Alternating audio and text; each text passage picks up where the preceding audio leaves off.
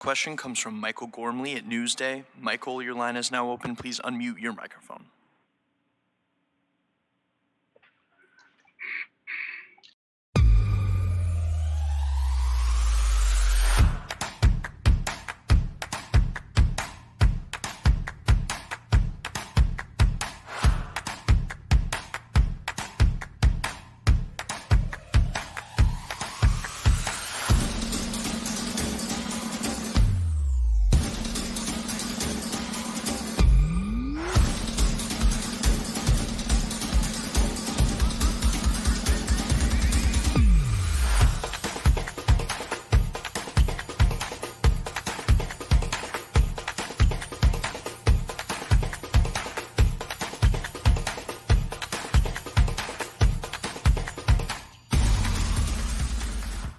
Hello, Governor.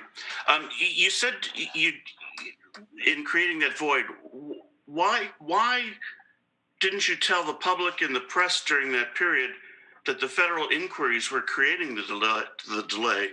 And how do you explain that legislators, including Speaker Hastie, are so surprised about the federal involvement here if everyone knew it? And I'll have one quick follow-up question after that. Yeah. Well, first, Mike, let's stick with the facts, okay?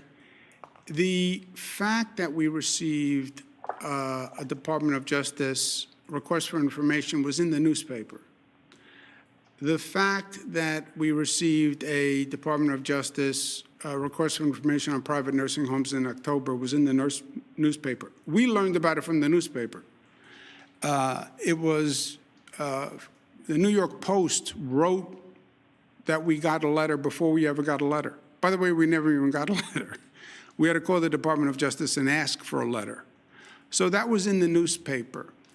The staff of the Assembly and the Senate were told that, not just that we were responding to DOJ, because that was in the newspaper, but that we couldn't respond to the state legislative request. Or we wouldn't respond to the state legislative request because we were dealing with the DOJ request. The staff was told that. Who the staff told on their staff, I don't know. But, you know, if you tell Rob Mahika something, then he's supposed to tell me. If he doesn't, you still told my staff. So that's what that is. But it's not that we couldn't have responded to other things also. We could have sat here all day and just take questions from people who had a lot of questions. We could have spent more time answering press inquiries who had questions.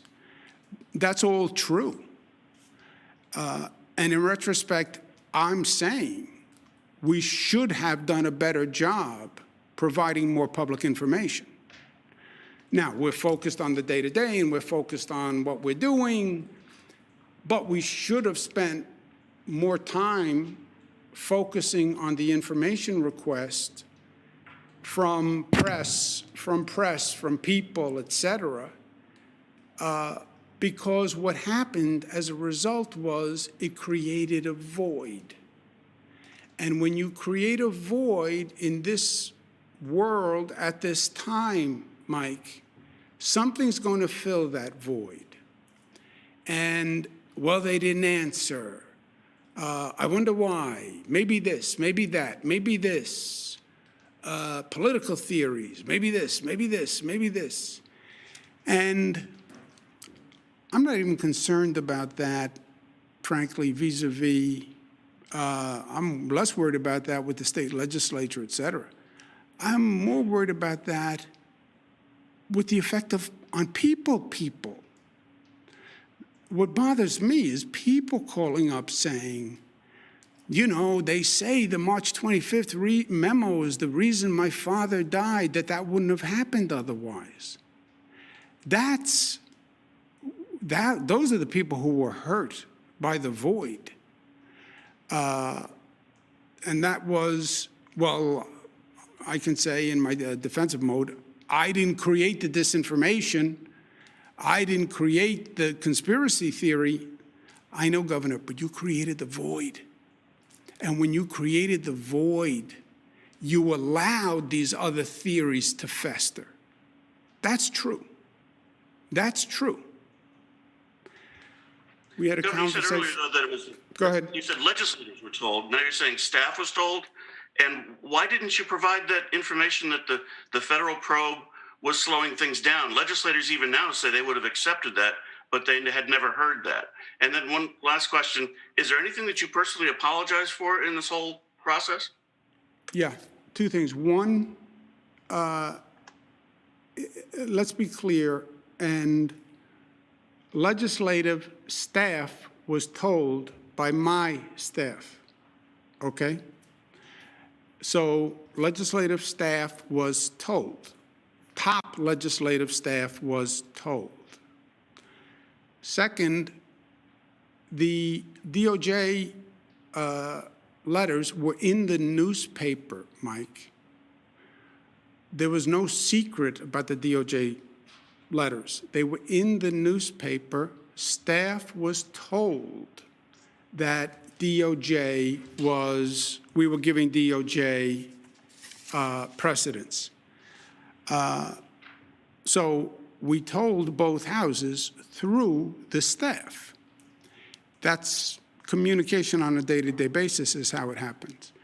And the legislators have said the same thing to me, by the way. We understand that if you get a DOJ request, it takes precedence. They've said the same thing to me. They say nobody told them that. I understand.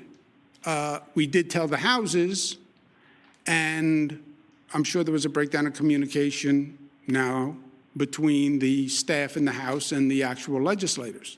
Because every legislator I talked to said the same thing they said to you. We understand if you have DOJ asking questions, that takes precedence. So they've said the same thing to me. But the DOJ requests were in the newspaper, so that was not news. And the staff of both houses were told, and that's not news.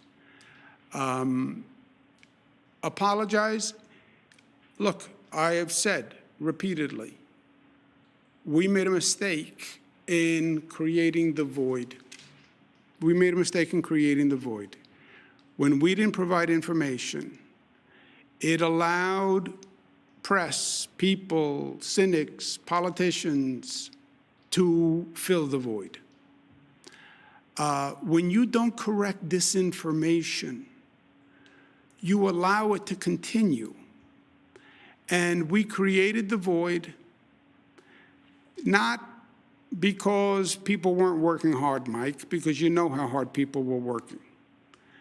And, well, you should have prioritized providing more information. Yes, yes. In retrospect, we should have prioritized providing more information. I get the operational demand. I don't like to second guess my team. They were all working 24 hours a day. You know, remember where this was? You're in the middle of hell during this time. But no excuses, no excuses.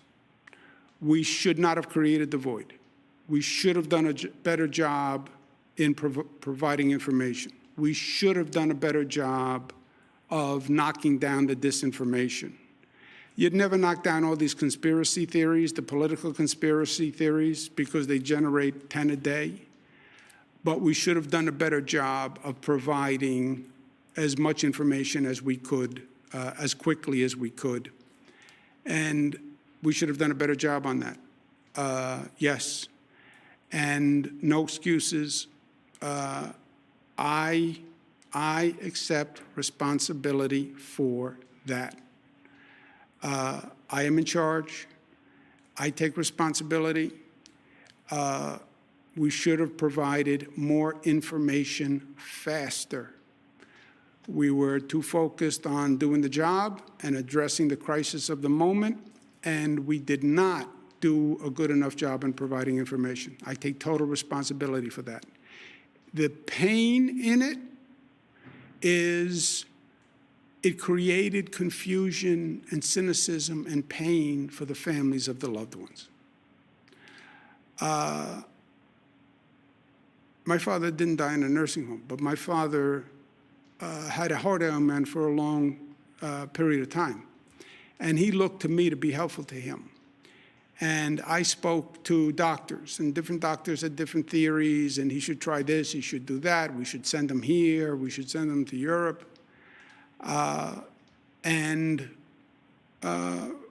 was responsible to help him. And I often think about if I did everything that I could,